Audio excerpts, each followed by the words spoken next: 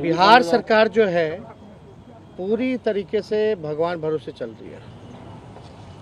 कोई देखने वाला नहीं है, सुनने वाला नहीं है, कोई कार्रवाई नहीं है, कोई सुनवाई नहीं है।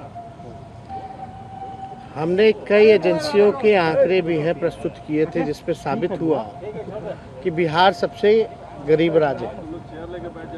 सबसे ज़्यादा किसानों का जो आय होता है, बिहार किसानों के आय के मामले में सबसे फिसड्डी राज्य। नीति आयोग की रिपोर्ट में बिहार सबसे फिसड्डी हर एक सूचकांक में है। बिहार में हर दूसरा परिवार पलायन करता है, शिक्षा के लिए हो, चिकित्सा के लिए हो, रोजगार के लिए हो, लोग बाहर जाते हैं, पलायन करते हैं।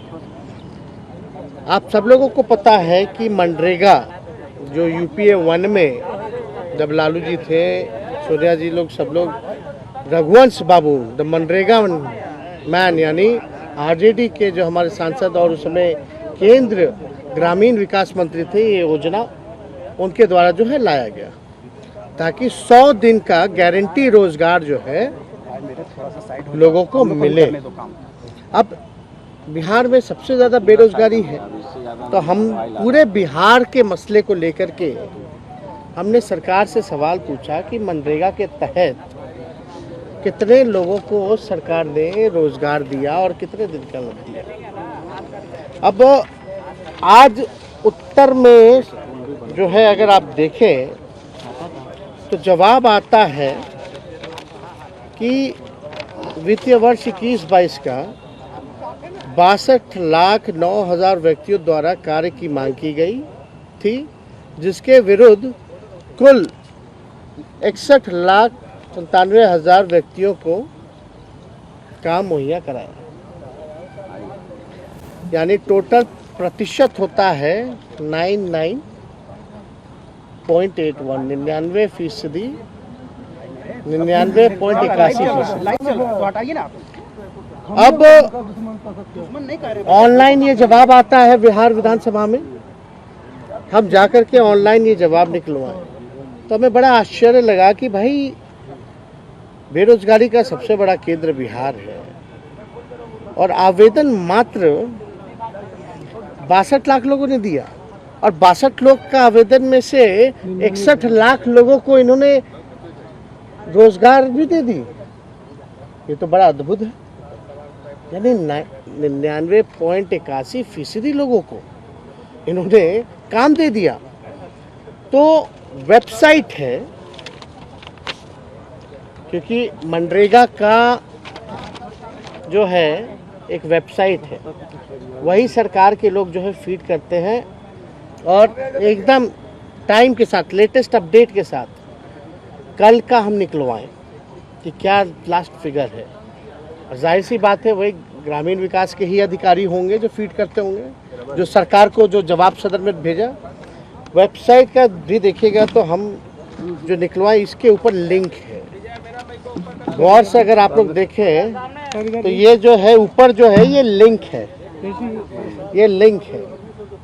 ये मेरा वेबसाइट नहीं, ना डाटा डालने वाले हैं, ये वही विभाग है जो सदन में जवाब दे रहे थे।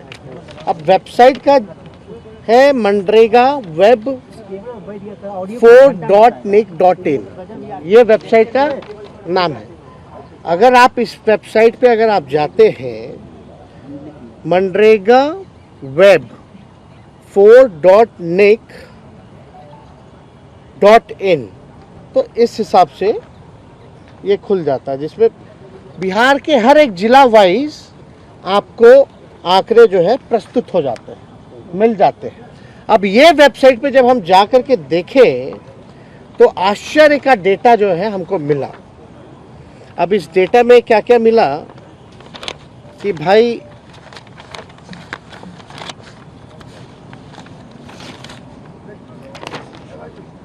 पूरे महीने वाइज है, निकाले हैं मनरेगा के साइट से। टोटल 1,53,00,000 लोग काम मांगे।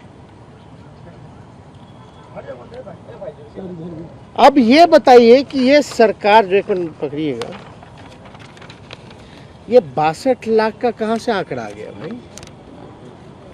जब इस वेबसाइट पे 1,39,00,000 लोग 1,53,00,000 लोग जो है काम मांगे, तो भाई ये कहाँ से आ गया ये 62 लाख, और 61 लाख को ये दे भी दिए। तो हमें बड़ा आश्चर्य लगे। तो फर्जी डाटा जो है सदन के अंदर जो है ये पेश किया जा रहा है।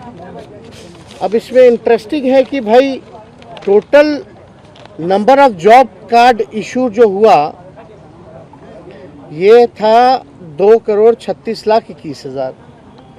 टोटल नंबर ऑफ वर्कर जो है 3,21,77,000।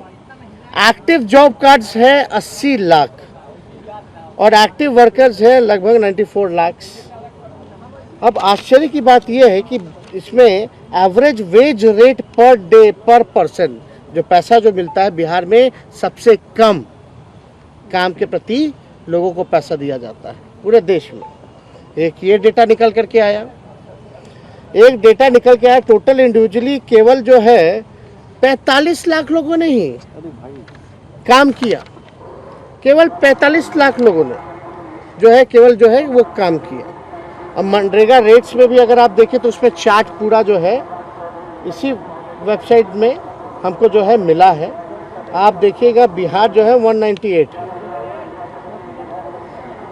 सब राज्य में तो कई जो है 245 मिल रहा है, गोवा में लगभग 300 रुपये मिल रहा है। आप समझ जाइए। अब ये डेटा ये लोग सरकार के लोग सदन में अगर झूठ बोल रहे हैं तो ये अधिकारी पे क्यों नहीं कार्रवाई कर रही, तो अधिकारियों को संरक्षण दे रहे, और ये धोखा क्यों, तो पूरे राज्य का मसला था। तो आप समझ सकते हैं कि ये सरकार जो है कैसे जो है चल रही है। पूरी एक और हमारे पास डेटा है, जैसे ये पूरी धांधली हो रही है इस सरकार में भी आपको बता दे, क्योंकि अब इनके पास डेटा या कोई अध्ययन करके आता है, कोई रिसर्च करके आता है, तो इस सरकार के पास कोई जवाब नहीं होता। मतलब अधिकारी जो है नेताओं को बेवकूफ़ समझ रहे, मंत्रियों से झूठ पढ़वा रहे, और ये इतना इन लोगों का मनोबल बढ़ा हुआ है कि सदन के फ्लोर पर झूठ बोलवा रहे। अब आप बताइए ये वेबसाइट वाला झूठा है या सदन में जिस अधिकारी ने मंत्री से झूठ पढ़ाया वो झूठा है? ये तो मेल ही नहीं खा रहा भाई। आंकड़ा तो हम तो साफ तौर पे पूरक पे पूछे, ये 62 लाख का आंकड़ा आप लाए कहां से, आपको दिया कौन, उसका कोई जवाब नहीं। कोई मंत्री भी ऐसे ही है, बिना अध्ययन बिना क्रॉस चेक करके लोग जो है सदन पे खड़े होकर के जवाब दे रहे। ये तो अद्भुत है ना। ऐसे कैसे लोग उम्मीद करता कि जनता का हम सवाल उठाएं और सरकार झूठ पे झूठ बोलती रहे, तो हमारे पास क्या विकल्प रह गया? अब लाठी डंडा उठाएगा लोग तो बोलेगा कि भाई देखो क्या कर रहा है। तो हम लोग तो शांति प्रिय लोग हैं, हम तो तर्क से बात कर रहे हैं, उन्हीं के डेटा से हम बात कर रहे हैं, उन्हीं की बात को हम बता रहे हैं। अब आप देखिएगा ना, टोटल जो है आपको जॉब कार्ड्स का हमने बता ही दिया। एक्टिव वर्कर्स मात्र टोटल निकालिएगा तो केवल 29.4 है, मात्र केवल 29.4। बिहार में कुल 45.67 लाख लोगों को मात्र 1,14,590 लोगों को ही 100 दिन मजदूरी करने का अवसर मिला। मात्र आप समझ जाइए कि इतने आवेदक हैं, मान लीजिए 1.5 करोड़, उसमें से मात्र 14 या 15 ही हज़ार लोग हैं जो 100 दिन का काम जो है वो पूरा किए। अब इसमें तो बड़ा आश्चर्य का बात लगता है, सबसे कम बिहार में ही है 21 मई में। अब ये बड़ा, आप बताइए, अब ऐसे मंत्रियों से हम लोग क्या उम्मीद कर सकते हैं? और हमने भी कहा इसमें जांच के लिए 7 दिन क्यों लगेगा भाई? आप वेबसाइट खोलिए, देख लीजिए आंकड़ा, उसी टाइम दंडित कीजिए। इसमें जांच क्या करेंगे, कौन सा जांच करेंगे? और आज तक जांच में किसी को सज़ा हुई है?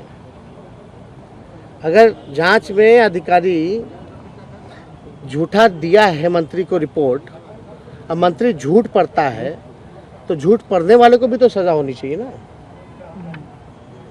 तो मंत्री है यानी मंत्री का काम भी नहीं कर रहा है। मंत्री सदन में अगर जवाब दे तो क्रॉस चेक करके, एग्जामिन करके, सारा चीज़ देख करके सदन में सच बोलना चाहिए। नहीं तो इस लोकतंत्र के मंदिर का क्या मतलब है? हम सवाल पूछेंगे कुछ और जवाब मिलेगा कुछ? हम पूछ रहे कितने लोग बेरोजगार हैं तो जवाब मिलेगा कुछ? अब अधिकारी बोलता है स्काई इज पिंक तो बोलते हैं मंत्री जी sky is pink, water is black तो मंत्री जी बोलते हैं वाटर इज ब्लैक, है ना?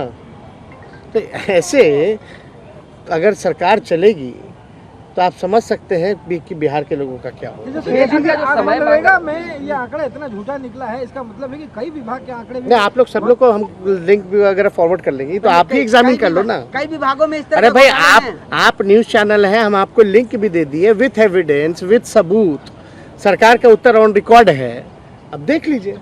सवाल है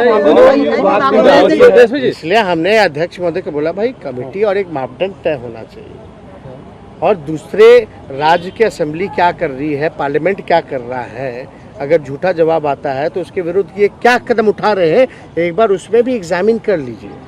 दूसरे राज्य की असेंबली में क्या हो रहा है, पार्लियामेंट में क्या सज़ा प्रावधान किया जा रहा है, उस हिसाब से एक मापदंड जो है, क्राइटेरिया जो है वो तय होनी चाहिए, सुनिश्चित होनी चाहिए। तो हमने राय ऑलरेडी ऑन रिकॉर्ड जो है जब ऑल पार्टी मीटिंग में बुलाया गया था तो इसमें हमने रखा।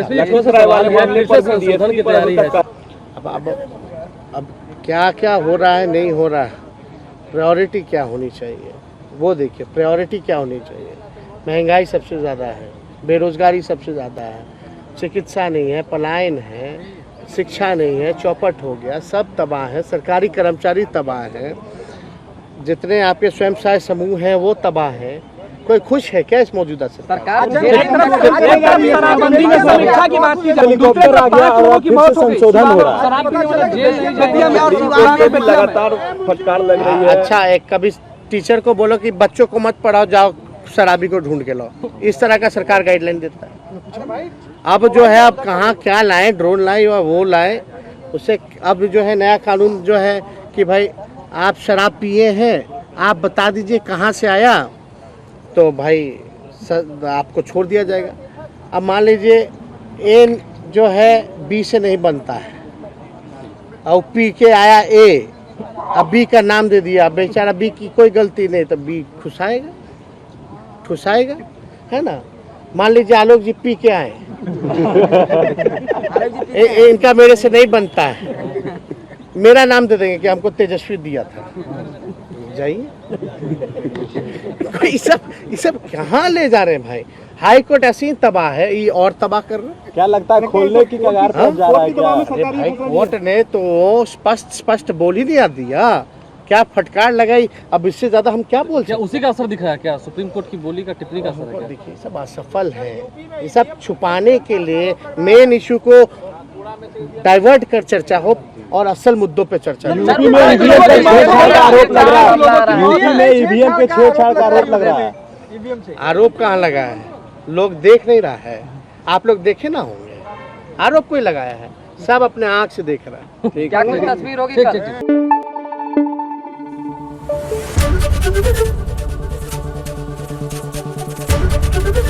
एबीपी न्यूज आपको रखे आगे।